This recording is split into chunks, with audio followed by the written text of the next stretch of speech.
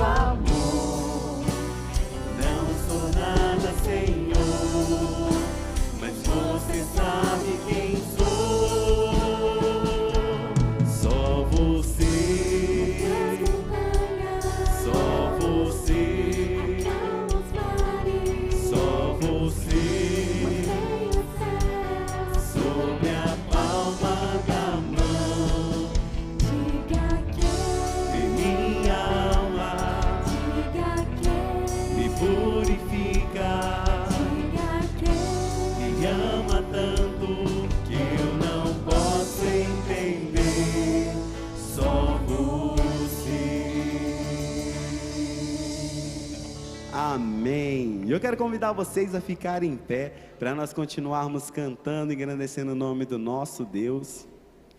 E hoje saímos de nossas residências com um único objetivo: engrandecer a esse Deus extraordinário, a esse Deus maravilhoso. E hoje estamos aqui unidos com o seu irmão aí do lado para exaltarmos a esse Deus e dizer: nós estamos aqui hoje, Senhor, para te adorar por quem tu és, por tudo o que tu tens feito em nossas vidas.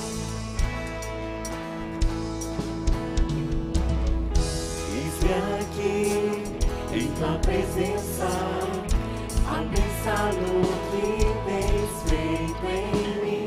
Te busquei, te encontrei, só pra ouvir tua doce voz, Jesus.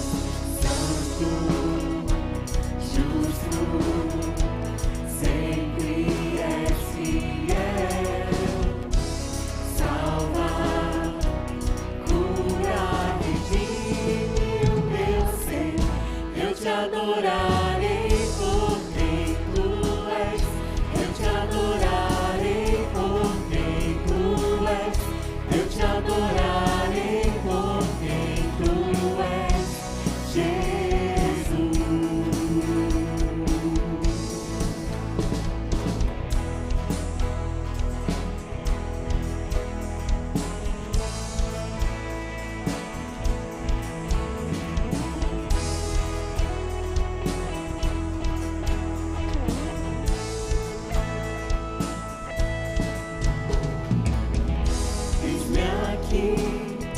tua presença, a pensar no que tens feito em mim.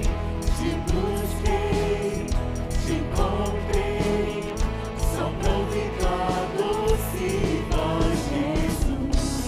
Santo, justo, sempre és fiel. Salva, cura, redime o meu ser.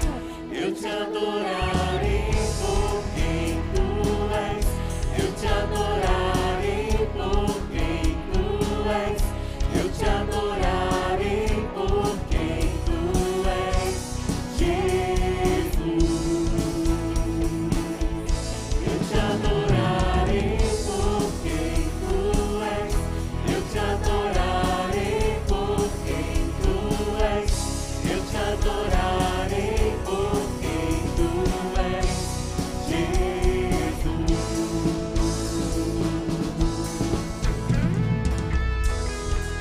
Nós adoraremos a esse Deus, independente da circunstância que nós estamos passando, independente da circunstância que você está vivendo agora. Adore a esse Deus, entregue seus planos, seus projetos aos pés da cruz e deixa que Ele possa conduzir a sua vida. Seguro nós estamos na mão desse Deus, e esse Deus não abandona o seu filho. Acredite nisso, coloque seus planos, toda a sua vida aos pés da cruz e deixe que Ele possa te conduzir ao caminho certo. Seguro estou, confio em ti, sem fim é o teu amor. Seguro estou, confio em ti,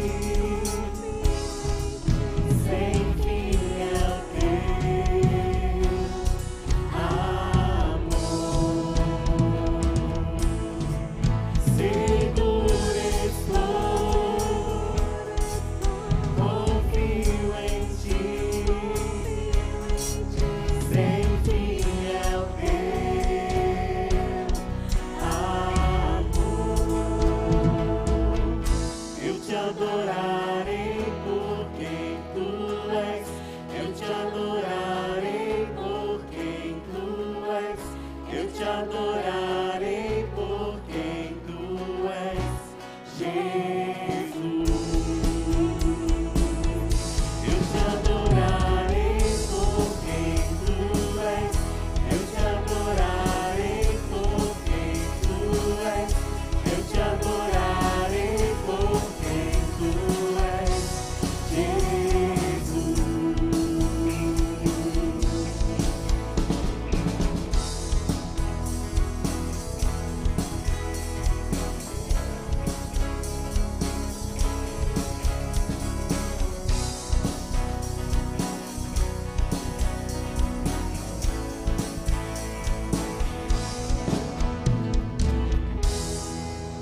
Amém. E vamos exaltar a esse Deus, o nosso grande comandante. E aqui nós estamos, o exército de Deus, o exército da Nova Igreja Batista Grande Circular, que está indo em direção a Cristo Jesus. E o nosso comandante, ele nunca tarda e nunca falha. E em nome de Jesus, nós iremos vencer essa batalha.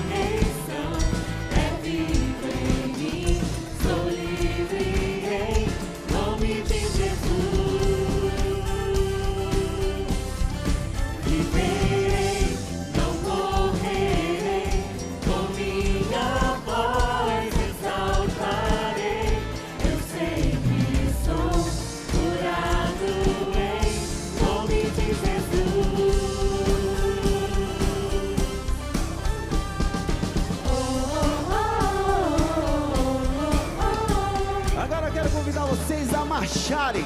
O exército da Nova Igreja Batista Grande Circular está rumo a essa batalha e nós iremos vencer em nome de Jesus. Deus está lutando, dissipando as trevas, trazendo seu reino, firmando para sempre. No nome de Cristo, cai o inimigo e cantaremos grande ao Senhor. Deus está lutando, dissipando as trevas, trazendo seu reino, firmado para sempre. No nome de Cristo, cai o inimigo e cantaremos grande ao Senhor. Viverei, não morrerei, o poder da ressurreição é vivo em mim. Sou livre em nome de Jesus.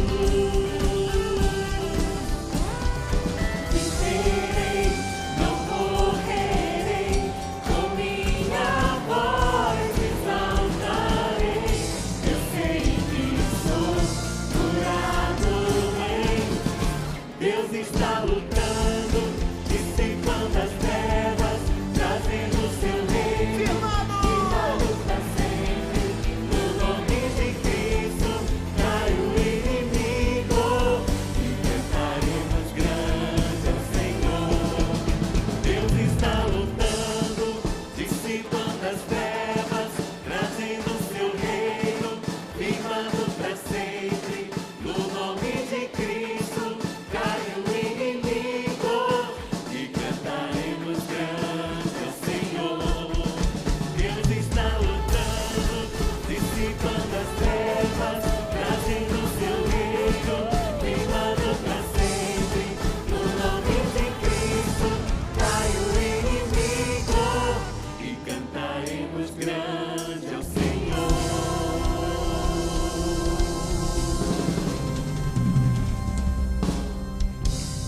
Amém. Vocês podem sentar, vocês aqui do palco também. Pastor Anderson.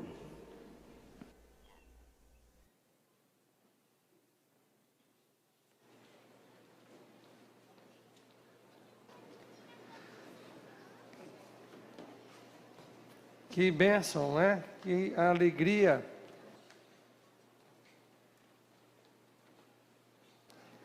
E hoje eu quero olhar, quero compartilhar com você. Na verdade, um livro que eu já tinha, interessante que na minha memória, no primeiro semestre, eu tinha trabalhado com vocês esse livro. Mas quando eu fui olhar os registros, eu não sei por qual motivo, ele estava no arquivo de mensagem, de sermão, do ano passado, 2023, mas eu tenho praticamente certeza que esse ano nós conversamos sobre o livro de Jonas, não conversamos? Só que nós não terminamos, nós acabamos iniciando e nós não concluímos, e o fato de não termos concluído, acabou que a principal lição do livro de Jonas, nós acabamos não chegando a ver essa principal lição. E hoje eu quero olhar com você e compartilhar com você. Eu não tenho dúvidas que essa é uma das histórias mais conhecidas das Escrituras. E talvez depois de Davi com Golias, daquele episódio, esse é dos episódios mais conhecidos, porque também é diferente, não é? É bem diferente a história. 3 dias e 3 noites no ventre de um grande peixe. E com toda sinceridade, eu não tenho dificuldades em olhar para esse texto e crer que não é algo alegórico, ou seja, não é uma alegoria, mas sim foi algo que aconteceu literalmente, porque tem tantos outros aspectos da Bíblia que eu creio que aconteceram literalmente e foram muito mais complexos do que esse. As pragas, a travessia no Mar Vermelho, a queda dos muros de Jericó, antes dos muros de Jericó, a travessia no Rio Jordão, e o fato que é a base de todo o cristianismo, a ressurreição de Jesus Cristo. Então, o fato de Jonas ter passado por aquela experiência que faz com que esta seja uma história muito conhecida, é simplesmente muito possível diante de todos esses outros que eu compartilhei e citei a você. E nós vamos, de uma forma bem breve, bem rápida, olharmos até pontos que nós já conversamos na oportunidade que tratamos desse assunto, para podermos chegar no ponto que nós não demos continuidade. E aí eu preciso até rever o início, a introdução, que é o capítulo 1, versículo 1 ao 3, que diz assim: a palavra do Senhor veio a Jonas, filho de Amitai, dizendo: levante-se, vá à grande cidade de Nínive e pregue contra ela, porque a sua maldade subiu até minha presença. Jonas se levantou, mas para fugir da presença do Senhor, para Tarsis. Desceu a Jope e encontrou o navio que ia para Tarsis. Pagou a passagem e embarcou no navio para ir com eles para Tarsis, para longe da presença do Senhor. Quando nós olhamos aqui nesta narrativa e nós observamos Jonas e de quem ele era filho, e aqui no texto fala filho de Amitai, e com essa informação nós conseguimos chegar no contexto histórico. Em que momento essa história se passou? Em que contexto histórico essa história está acontecendo? Não em que momento foi escrito, mas o momento, o que estava se passando durante esse período da vida de Jonas. E aí nós chegamos com facilidade, porque no próprio livro de Reis, nós vemos uma menção, no livro de Reis, segundo Reis, capítulo 14, versículo 25, nós vemos uma menção a respeito de Jonas, que era filho de Amitai, de onde ele era e em que reinado ele atuou o seu ministério profético, que não era, o ministério profético não era um ministério fácil, porque imagina só, você levar as pessoas à advertência de Deus. As pessoas não gostam de serem advertidas, não é? Gostam de ser bajuladas, mas advertida ninguém gosta de ser advertido, geralmente, em termos gerais. E os profetas tinham a missão de levar a mensagem de Deus, doia quem doer, independente do que fosse acontecer com eles. E muitas vezes eles eram presos pela verdade que eles falavam. E Jonas, então, aqui, foi comissionado para uma missão. Mas até na tradução em português, só uma brincadeira. Em vez de ir para Tarsis, o que ele fez? Fugiu. Em vez de ir para Nínive, ele fugiu para Tarsis. E essa história se passou durante o reinado de Jeroboão II.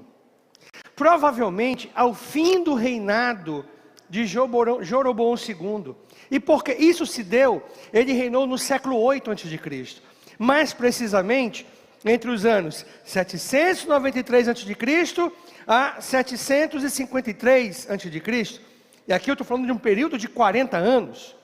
Provavelmente, esta história foi bem próxima ao final do reinado de Jeroboão II. Por quê? Porque Jonas conhecia muito bem quem eram os assírios. E este é o contexto histórico que você tem que ter em mente. Era um momento em que o povo assírio era o povo que dominava aquela região do Oriente. Era um povo temido. E de fato, eles eram extremamente cruéis, perversos. Eles, para que você tenha uma ideia, eles costumavam arrancar os olhos dos adversários quando eram presos. Eles, quando conquistavam uma cidade, eles simplesmente decapitavam as pessoas e pegavam ali as cabeças das pessoas decapitadas e colocavam, fazendo um grande monte na entrada, na porta da cidade, para que as pessoas passassem por ali e temessem. Era uma prática comum que eles faziam. E Jonas conhecia muito bem. Então, quando nós olhamos o texto, Deus manda que ele vá a Nínive, ele foge para Tarsis. E por que Tarsis? Nós até conversamos quando eu trouxe aqui esse texto, eu disse o motivo. Porque Tarsis era o lugar mais distante da Palestina, ali no mar Mediterrâneo. Era o lugar mais distante que uma embarcação podia chegar. Era considerado os confins do mundo.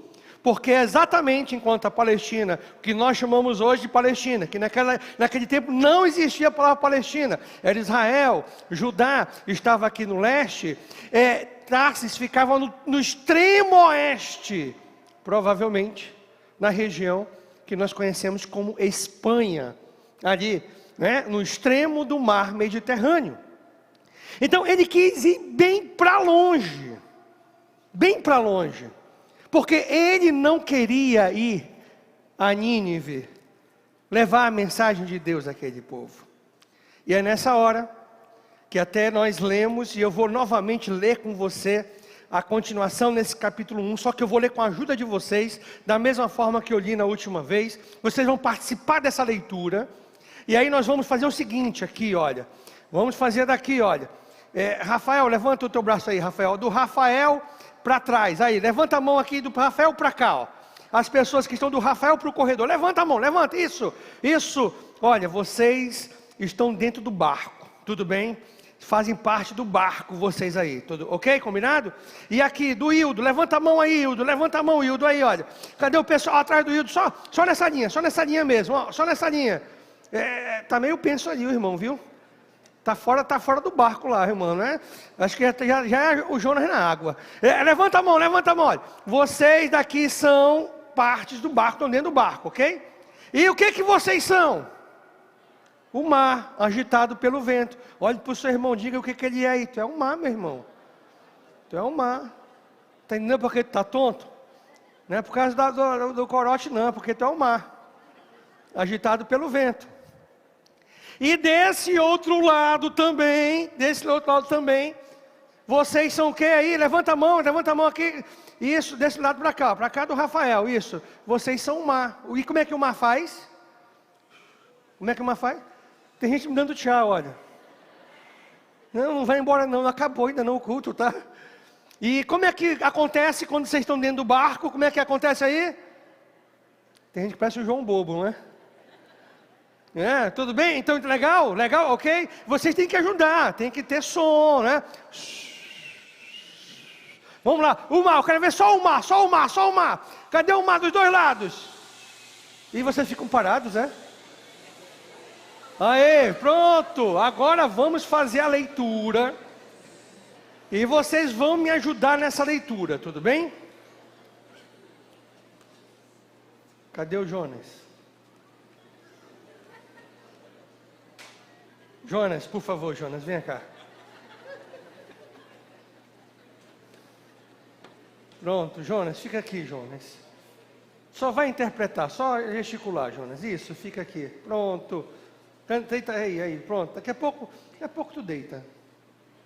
Tu vai entrar no barco. Tu entrou no barco agora. Para onde que tu está indo mesmo? Tarsis, olha aí, está acordado. Aí. Está indo para Tarsis. Mas o Senhor lançou sobre o mar um forte vento. É só sobre o mar por enquanto. Rapaz, o pessoal não almoçou hoje não, olha. Rapaz, estou parecendo o pessoal do garantido, caprichoso, rapaz. Que isso? Eu estou até preocupado agora aqui, olha. Ei, essa igreja está em Manaus ou em Parintins? Então pronto, de novo, continuando. Mas o Senhor lançou sobre o mar um forte vento, e levantou-se uma tempestade tão violenta, que parecia que o navio estava a ponto de se despedaçar. Então os marinheiros ficaram com medo, e clamavam cada um ao seu Deus. Lançaram ao mar a carga que estava no navio, para que ele ficasse mais leve. Joga a bolsa. Não é para o barco não, é para o mar, Jonas, porém, havia descido ao porão do navio e ali havia se deitado e dormia profundamente. O capitão do navio se aproximou de Jonas e lhe disse: o que está acontecendo com você agarrado nesse sono?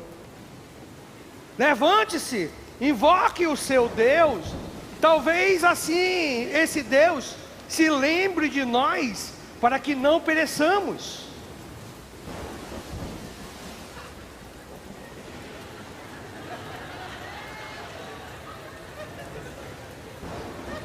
Os marinheiros diziam uns aos outros: vamos lançar sorte para descobrir quem é o culpado desse mal que cai sobre nós. Lançaram sorte, e a sorte caiu sobre Jonas. Então lhe disseram: agora nos diga, quem é o culpado por este mal que nos aconteceu? Qual é a sua ocupação? De onde você vem? Qual a sua terra e de que povo você é? Jonas respondeu: eu sou hebreu e temo o Senhor, o Criador dos céus e da terra. Só que agora o negócio pegou, porque a sorte caiu contra ele. E aí eles continuaram. Então os homens ficaram com muito medo e lhe perguntaram: o que é isso que você fez? Pois aqueles homens sabiam que Jonas estava fugindo da presença do Senhor, porque ele lhes havia contado. Então lhe perguntaram: o que devemos fazer com você para que o mar se acalme? Disseram isto porque o mar ia se tornando cada vez mais tempestuoso.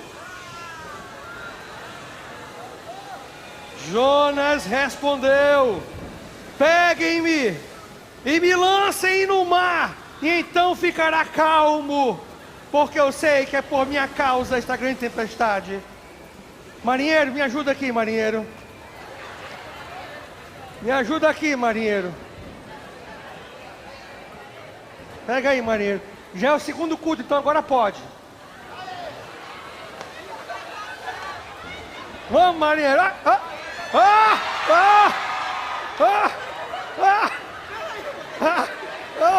Pronto. Jogou o Jonas na água. Uma salva de palmas.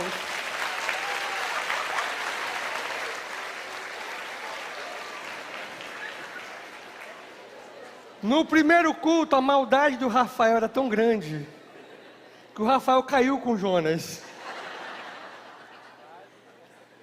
Mas depois que eles ficaram sabendo que o próprio Jonas disse: olha, me jogue ao mar que vai resolver, eles ainda ficaram titubeando e resolveram remar até a margem, porque temeram jogar Jonas ao mar.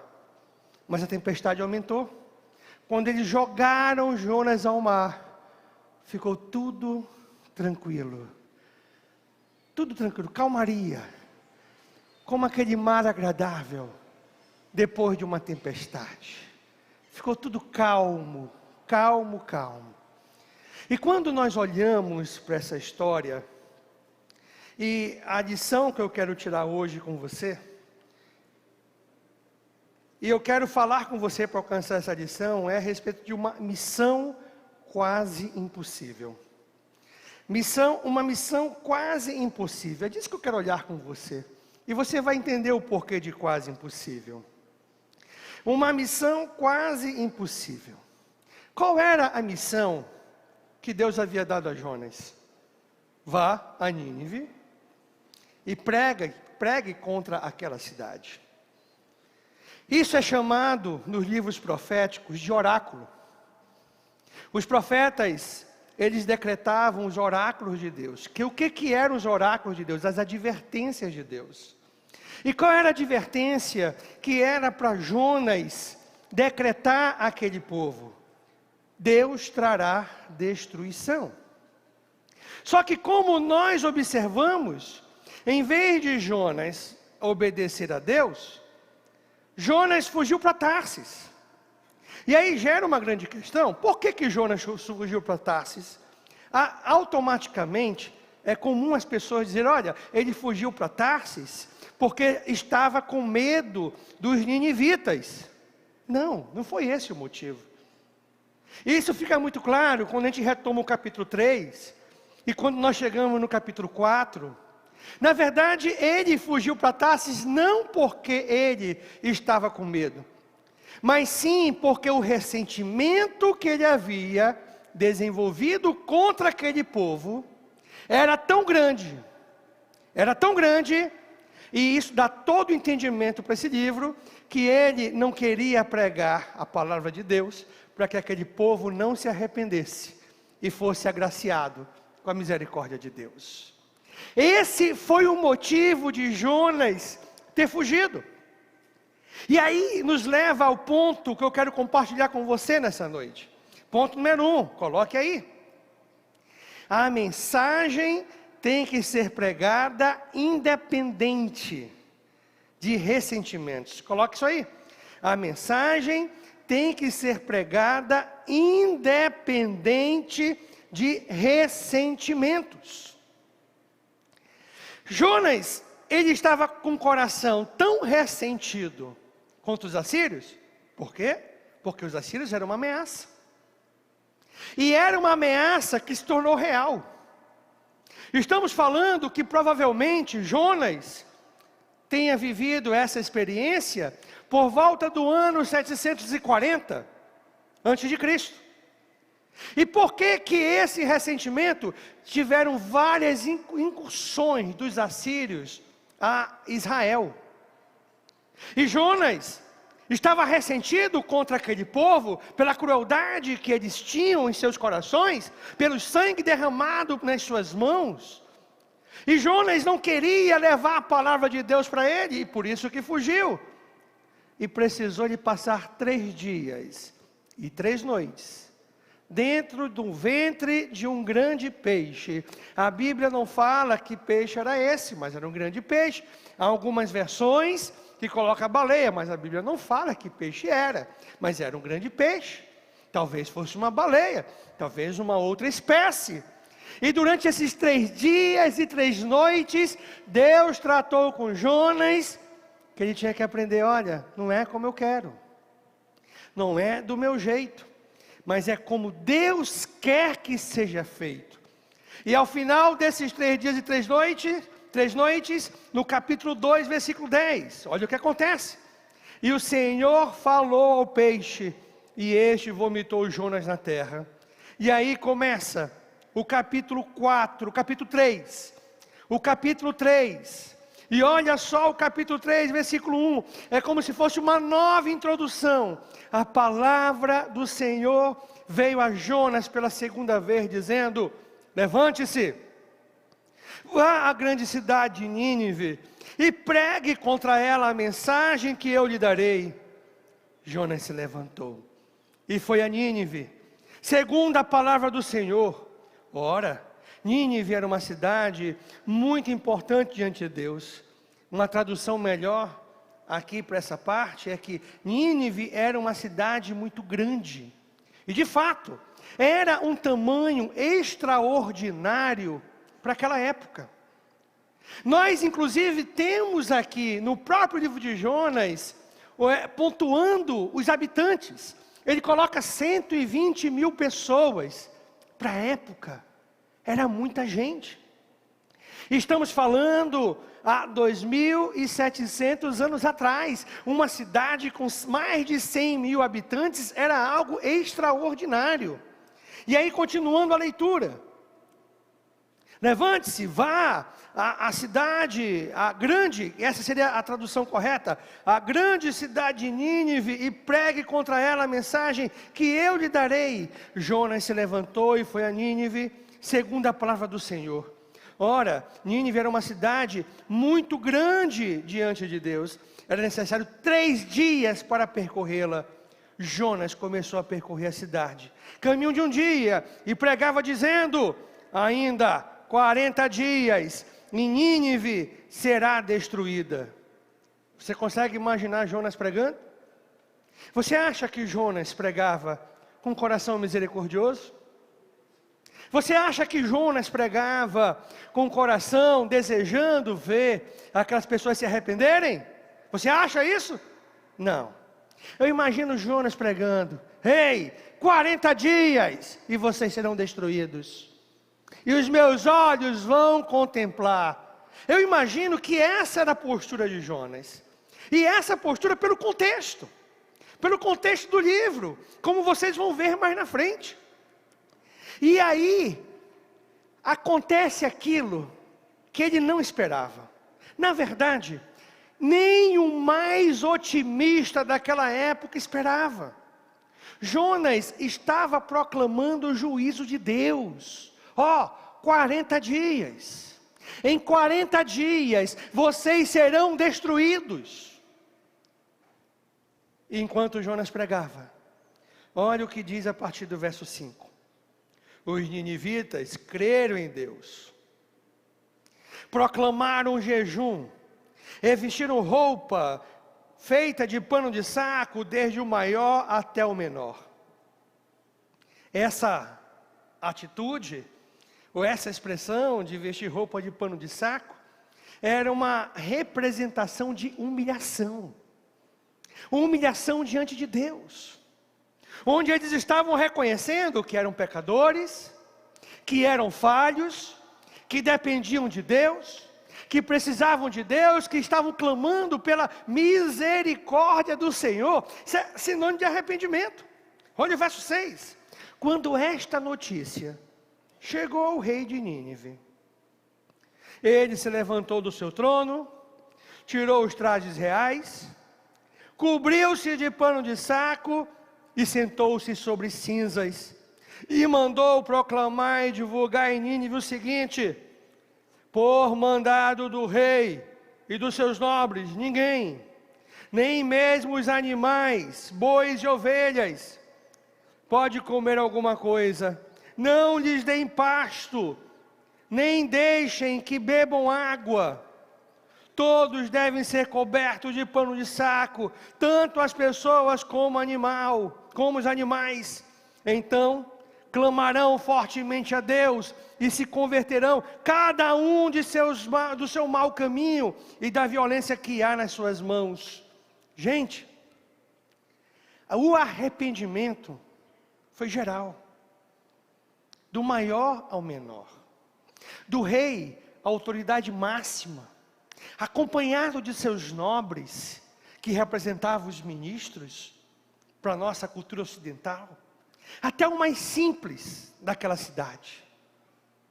Eu olho para este arrependimento de Nínive, e eu fico imaginando o quão nós seríamos felizes, se nós fôssemos uma nação com os corações voltados para o Deus verdadeiro, com os corações devotos do Deus verdadeiro. Como nós seríamos bem-aventurados se nós fôssemos uma nação com os corações aquebrantados. Deus não espera a perfeição de um povo, mas Deus espera um coração arrependido, um coração aquebrantado. Deus não espera de uma nação, de um povo, perfeição, mas o que Deus espera é arrependimento. E quando nós olhamos para essa atitude de Nínive, nós vemos um povo com os corações aquebrantados. E Jonas nem sequer pregou dizendo: se vocês não se arrependerem. Jonas já proclamou juízo. E diante do juízo proclamado, eles mesmos tiveram a atitude de terem um coração quebrantado. Por quê? Olha o verso 9. Quem sabe, talvez, Deus se volte e mude de ideia. Então se afaste do furor da sua ira, para que não pereçamos. E olha o resultado. Deus é maravilhoso. Deus viu o que fizeram, como se converteram do seu mau caminho, e Deus mudou de ideia quanto ao mal que ele tinha dito que lhes faria, e não fez. Coloque aí uma observação, pode ser letra A. As misericórdias de Deus são inesgotáveis. As misericórdias de Deus são inesgotáveis. Pasme, há registros históricos desse fato narrado no livro de Jonas. Há registros descobertos do povo assírio, que durante um momento duradouro da história deles, eles deixaram os ídolos e se voltaram ao único Deus verdadeiro. Deixaram o politeísmo, uma prática comum das culturas antigas, e se voltaram a um Deus só. Exatamente. Esse arrependimento aconteceu. Isso durou algumas décadas. Essa atitude. Quando nós olhamos para esta história, nós vemos o quão Deus é misericordioso. O quão Deus é extraordinário. Nós temos a mania de olharmos para um Deus do Antigo Testamento e nós afirmarmos que é um Deus de justiça, um Deus que demonstra a sua glória e a sua justiça, e que no Novo Testamento há um Deus de misericórdia. Equivocado. Não. Deus é um só. Ontem, hoje e para sempre. Esse Deus, Ele é misericordioso. Você quer prova maior do que essa? Você imagina só? Esse Deus, em 1450 antes de Cristo, tirou o povo da escravidão do Egito. Colocou o povo para peregrinar por 40 anos no deserto. O povo chegou ali na terra de Canaã prometida, e milagrosamente Deus deu aquela terra àquele povo. Não passou apenas uma geração, e já estava aquele povo adorando outros deuses, já estava aquele povo desobedecendo a Deus. Olha a paciência de Deus. Eles pedem um rei, Deus dá Saul, para mostrar para eles que eles não sabiam o que era melhor para eles. Depois Deus levanta um rei, Davi, segundo o coração de Deus. E durante todo esse período, é um período de montanha-russa, altos e baixos, momentos de fidelidade e momentos de infidelidade. Isso dura até o ano 586, 587 antes de Cristo. Quase 1000 anos depois de ter chegado naquela terra, vem a punição definitiva de Deus. Mesmo a punição de Deus não é por maldade, mesmo a disciplina de Deus não é por vingança, não é por simplesmente como aquele pai que quer prejudicar o filho. Não, é para trazer transformação, para corrigir o coração. E aquela disciplina durou 70 anos. Eles voltaram a formar uma nação. Esse Deus é muito misericordioso. Esse Deus, Ele é extraordinário. E quando nós olhamos para essa história, nós vemos o quanto as misericórdias de Deus são inesgotáveis. Agora, eu fico imaginando, eu imaginaria assim, agora, Jonas está feliz, né? Jonas ficou feliz, porque o povo recebeu a mensagem, recebeu a advertência e se arrependeu. Ele ficou feliz? Não. Olha a continuação da história, versículo 1 do capítulo 4. Mas Jonas ficou muito aborrecido e com raiva. Você está conseguindo entender? Aborrecido e com raiva, por quê? Porque não veio a destruição. Porque o povo se arrependeu. Ele orou ao Senhor e disse: Ah, Senhor, não foi isso que eu disse, estando ainda na minha terra? Por isso me adiantei e fugi para Tarsis, pois sabia que Tu és um Deus bondoso e compassivo, tardio em irar-se e grande misericórdia, e que muda de ideia quanto ao mal que anunciaste. Você entendeu por que ele fugiu? Ele fugiu inicialmente, não porque ele tinha medo dos ninivitas, mas porque ele sabia da misericórdia de Deus. Ele fugiu porque ele sabia que se aquele povo se arrependesse, Deus não os puniria. Se aquele povo aquebrantasse o coração, Deus mudaria e não traria castigo sobre eles. Exatamente por isso. Versículo 3. Agora, Senhor, peço que me tires a vida, porque para mim é melhor morrer do que viver. Você está conseguindo enxergar o tamanho do rancor que Jonas nutria no seu coração contra o povo assírio? Você está conseguindo enxergar o tamanho do ressentimento, da indiferença que ele carregava para com aquele povo? Ao ponto dele ficar chateado e pedir: Senhor, tire minha vida, porque para mim melhor morrer do que viver. Porque aquele povo se arrependeu e Deus não castigou. Versículo 4. E o Senhor disse: você acha razoável essa sua raiva?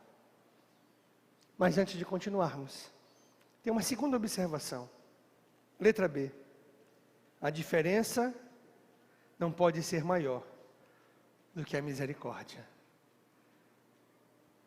A diferença não pode ser maior do que a misericórdia. Você percebe que Jonas nutria um rancor tão grande daquele povo, que em vez de se alegrar, ele se entristeceu. Em vez de ficar feliz, porque agora Deus não traria mais juízo, porque houve arrependimento, ele ficou com raiva, porque ele queria que a mão de Deus pesasse sobre aquele povo. Isso é perceptível em nossas vidas. Isso é muito comum no ser humano em diferentes níveis. Da mesma forma, nós acabamos fazendo com que a diferença, com que os atritos, com que o rancor, com que o ressentimento seja mais forte, mais resistente do que a misericórdia que deve ser liberada. Nós até dizemos assim: olha, ei, não, eu perdoei, mas de vez em quando nós trazemos à tona aquilo que foi o pivô da crise, do problema no nosso casamento. Nós trazemos à tona aquilo que foi o pivô, o motivo da discórdia que houve na família. Nós acabamos nutrindo mais o ressentimento do que a misericórdia do Senhor. Era isso que estava acontecendo. E isso acontece em diferentes níveis. Eu estava vendo uma história de um serial killer, psicopata. E os psicopatas, eles não expressam emoções. E foi um psicopata que matou 47 mulheres durante 20 anos. Durante a década de 80, a década de 90, e ele foi preso no ano de 2001. Durante esses 20 anos, 47 mulheres foram brutalmente assassinadas, esquartejadas, e o corpo jogado. A maior parte do corpo no Green River, em tradução livre, Rio Verde, na cidade de Seattle, no estado de Washington. E aquele homem era tão frio e calculista, que quando suspeitaram dele, levaram-no à delegacia, ele passou pelo detector de mentiras. Ileso. Simples. Detector de mentiras detecta emoções abaladas. E ele era frio e calculista, como um psicopata. Ele trabalhava numa fábrica de caminhões, como pintor. E quando ele percebeu que a polícia estava próximo de uma picape, de uma cor específica, ele começou a mudar com regularidade a cor da picape. E quando a polícia começou a ficar ali ao redor daquele rio, ele mudou a estratégia. Jogava os corpos nas montanhas, na floresta. Até que em 2001, ele foi preso. E fizeram um acordo com ele. Sim, ele passaria o resto da sua vida na prisão. A lei nos Estados Unidos funciona, não é como o Brasil. Só para os patriotas do dia 8 de janeiro. A lei lá funciona. E ele, nesse acordo, ele resolveu confessar. Ele confessou os crimes que havia cometido. Foi levado a um júri popular. E ali, naquele julgamento, a família dos que morreram estavam presentes. E aquelas pessoas tinham oportunidade de se manifestar diante daquele fato. E quando você vê o vídeo das pessoas falando, você percebe o ódio estampado no rosto das pessoas. E as pessoas falavam, apontavam: você acabou com a minha família, você tirou tudo que eu tinha, você destruiu tudo. Gary, aquele psicopata, serial killer, continuava com uma feição indiferente, porque as pessoas estavam falando. Até que chegou um homem barbado, um senhor, volta dos 60 anos de idade, pegou o microfone, disse: Gary, todos aqui presentes destilaram raiva contra você, mas você me fez praticar uma virtude muito difícil na minha vida. Eu decidi perdoar você.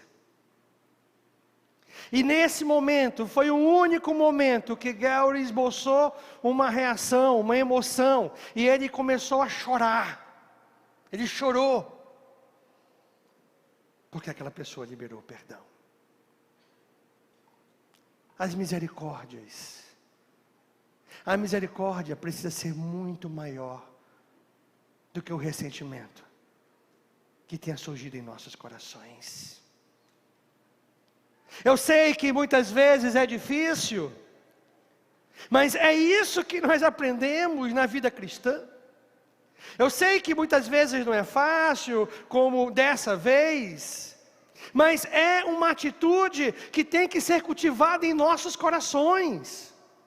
As pessoas acham, e às vezes até de forma errada, dizem que perdoar é esquecer. Não, não.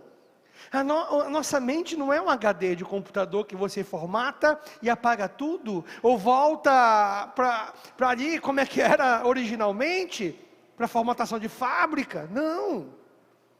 Mas perdoar é quando nós nos lembramos da ofensa, ao mesmo tempo nós nos lembramos que aquela dívida foi paga, que aquela ação foi resolvida, que foi liberado perdão para aquele mal que foi feito, para aquele problema que aconteceu. E quando nós olhamos para essa situação, nós entendemos o que Jonas estava passando. Eu conversei com um amigo recentemente, e eu sei que nós vivemos num momento muito conturbado no nosso país. O que traz paz ao meu coração não são as circunstâncias que nós vivemos, mas a confiança que nós temos no Senhor. A certeza de que Deus é extraordinário e Deus está a par de toda a situação. Não estou dizendo com isso que nós temos que cruzar os braços e esperar que as coisas aconteçam, não, de forma nenhuma. Mas eu sei que o nosso país não está vivendo um momento bom. E que nós há uma tendência em nós olharmos para aquelas pessoas com valores deturpados, com valores progressistas. Podemos dizer isso, sim, que são valores que não são cristãos. Você ser um cristão e defender um progressismo é uma contradição. Ou você é cristão ou você não é. Não tem meio termo. Não tem meio termo, não tem, eu estou na linha do meio, eu estou na dúvida, não existe isso. Ou nós somos de Cristo, ou nós somos do diabo. Não tem um meio termo nesse jogo, nesse campo. E quando nós olhamos para esses valores progressistas, aborto, contra a família, a sexualização precoce das crianças, uma ideologização nefasta, perversa, isso traz indignação aos nossos corações. Traz. É óbvio que nós clamamos pela intervenção divina, é óbvio que nós pedimos a Deus que Deus esteja agindo, que Deus esteja indo à frente, que Deus haja. Sim, nós oramos por isso e devemos orar. Devemos orar. E devemos fazer a nossa parte. Nós temos que estar atento com tudo que está acontecendo. E orando a Deus, pensando, e orando, Senhor, o que Tu queres que eu faça? Como é que eu posso agir para que a liberdade seja cultivada na nossa nação? Isso é um dever nosso, cívico. Mas confiando em Deus, descansando em Deus. Por que eu conto isso para você? Recentemente um amigo me contou uma experiência que ele teve, que fez eu olhar exatamente para o que Jonas vivenciou. Ele entrou no avião, como viaja muito, ele pega sempre as primeiras poltronas, e ali na Latam, quando você viaja na Latam, as primeiras 5 fileiras, a poltrona do meio não é ocupada por ninguém, para que as pessoas possam ter um pouco mais de espaço durante a viagem. E ele sentou na primeira fileira, na janela, e ele percebeu que as pessoas pararam de entrar. E quando uma autoridade, ela chega para adentrar numa aeronave, é parado o embarque, para que aquela autoridade tenha prioridade. E quando ele percebeu, senta ao lado dele, uma figura muito conhecida da política nacional, uma pessoa bem grande, que recentemente ocupou uma cadeira do Supremo Tribunal Federal, sentou ao lado dele. E as convicções cristãs desse irmão, que compartilhou comigo, elas foram tão fortes, ou o ressentimento nutrido por ele, diante de tudo isso que acontece no nosso país, foi tão forte, que ele ignorou aquele cidadão.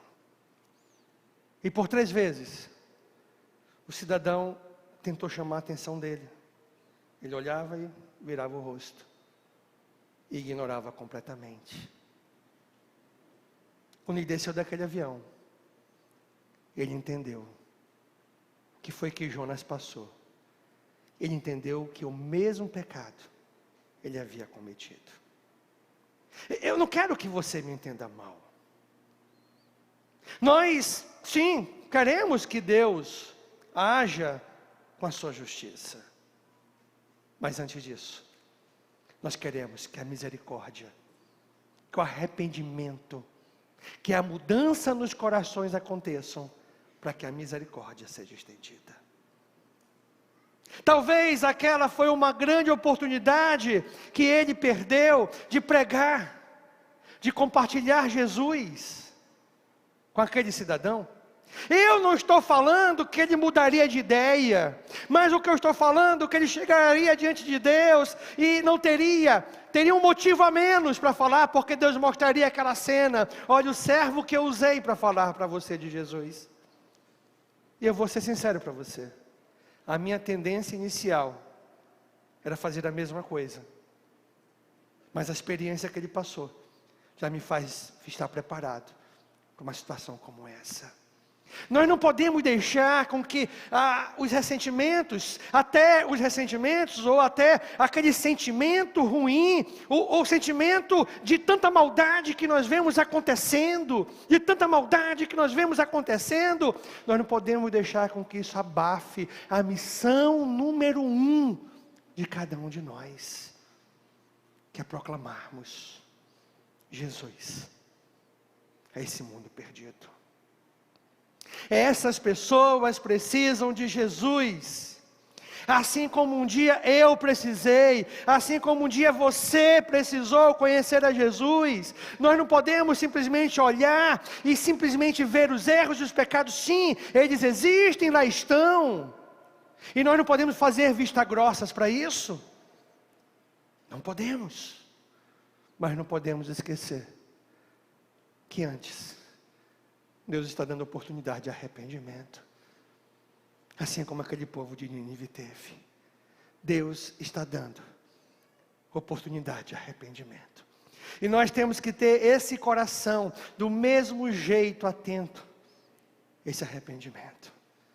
E aí quando Deus olha aqui, nesse último versículo que eu li para você, no versículo 4, e o Senhor diz: você acha que é razoável essa sua raiva? A raiva, porque o povo se arrependeu, e a misericórdia de Deus foi estendida. É a mesma pergunta que Deus faz a você e a mim: você acha razoável? Porque, sinceramente, nós queremos a justiça de Deus, mas antes preferimos a misericórdia. Antes preferimos que os corações se convertam e se apartam do mal, se afastam do mal e se entregam a Jesus. E aí Deus contou. Aí acontece uma cena, uma história, talvez uma parábola, entrou em ação aqui. Jonas vai para um canto da cidade, para de lá observar, esperar os 40 dias se cumprirem, porque ele queria ver que ele queria ver a destruição acontecendo contra aquele povo. E lá, ele dorme, numa noite Deus faz brotar uma árvore, faz sombra para ele, e lá ele fica o dia.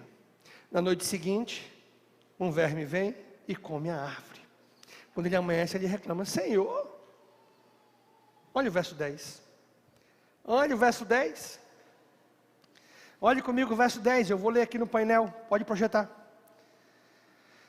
E o Senhor disse: você tem compaixão da planta que não lhe custou nenhum trabalho. Você não a fez crescer. Numa noite ela nasceu, e na noite seguinte desapareceu. E você não acha que eu deveria ter muito mais compaixão da grande cidade de Nínive, em que há mais de 120 mil pessoas que não sabem distinguir entre a mão direita e a mão esquerda, e também muitos animais? Deixa o texto aí. Sabe o que parece? Às vezes parece nós. Nessas últimas semanas, quando chegávamos aqui na igreja para o estacionamento, vimos lá um monte de cachorrinho. Aí nós: olha que coisinha bonita, vamos levar para casa. Sim, isso é legal, isso é bom. Mas sabe que nós não podemos nos esquecer? Vidas de pessoas são valiosas aos olhos de Deus. Pessoas são valiosas aos olhos de Deus. Deus não se agrada com a morte do ímpio, se alegra com a morte do justo. E o texto termina exatamente com esse versículo 11 e essa interrogação. Sabe por quê? Isso era uma técnica literária utilizada para que a conclusão fique em suas mãos. Como é que você vai agir? Você vai agir com misericórdia? Ou você vai deixar que o rancor cresça no seu coração? É por isso que fica a interrogação. É óbvio que a justiça de Deus virá, mas é preferível que haja arrependimento para que a misericórdia venha antes. E é esse desejo que tem que estar presente em nossos corações. Para nós terminarmos, vou pedir para que você baixe sua cabeça. Eu queria que nós terminássemos com uma oração, de cabeças baixas. Eu queria que você avaliasse o seu coração.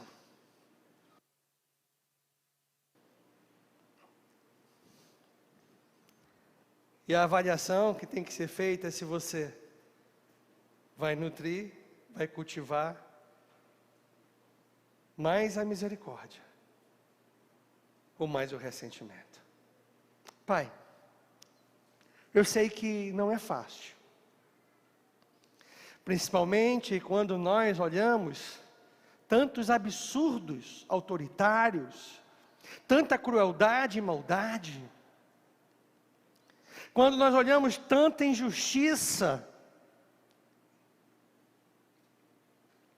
Mas, acima de tudo, nós temos que querer que haja arrependimento, para que o Senhor estenda a tua misericórdia. Que nós possamos estar comprometidos com a missão que o Senhor colocou em nossas mãos. E que o rancor, que um ressentimento, não venham, ó Deus, jamais, a mudar os nossos corações. Assim nós pedimos no nome de Cristo. Amém, Senhor. Amém. Vamos em pé, cantar a nossa última música desse domingo à noite.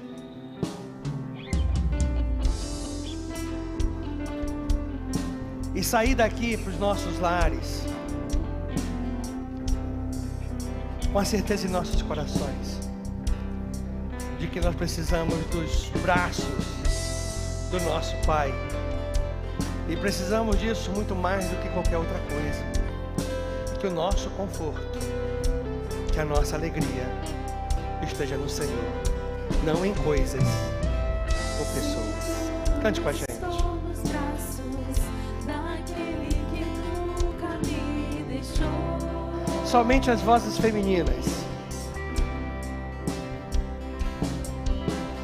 Seu amor perfeito sempre Quero ouvir as mulheres, vamos lá. pousado em mim. Agora vamos juntos, numa só voz, todos nós. E se eu passar pelo vale, acharei conforto em teu amor, pois eu sei que és aquele que me guarda, me guarda. Em teus braços é o meu descanso. Diga para Ele do seu coração. Braços é o meu descanso. Em teus braços é o meu descanso. Em teus braços é o meu descanso. Agora as vozes masculinas. Vamos lá, homens. Seguro estou nos braços daquele que nunca me deixou.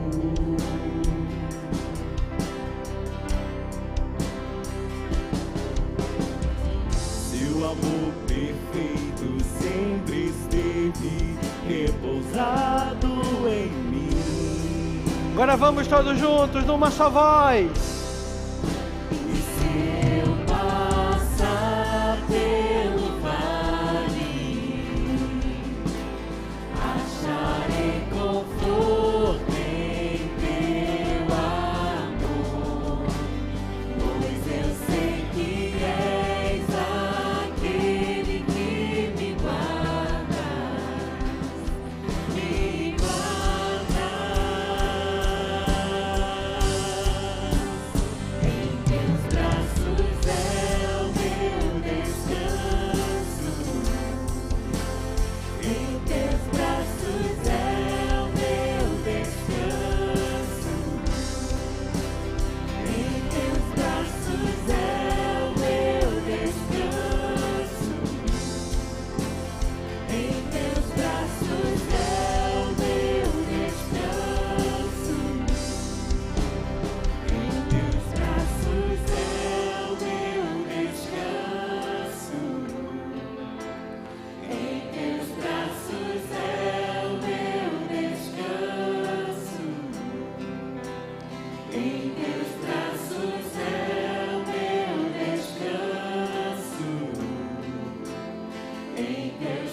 braços é o meu descanso. Que Deus abençoe a todos nós. Dê um abraço na pessoa ao seu lado. Deseja a ela uma ótima semana no Senhor Jesus. E você que nos acompanhou aí da telinha, que Deus abençoe grandemente a sua vida. E até a semana que vem, se Deus quiser.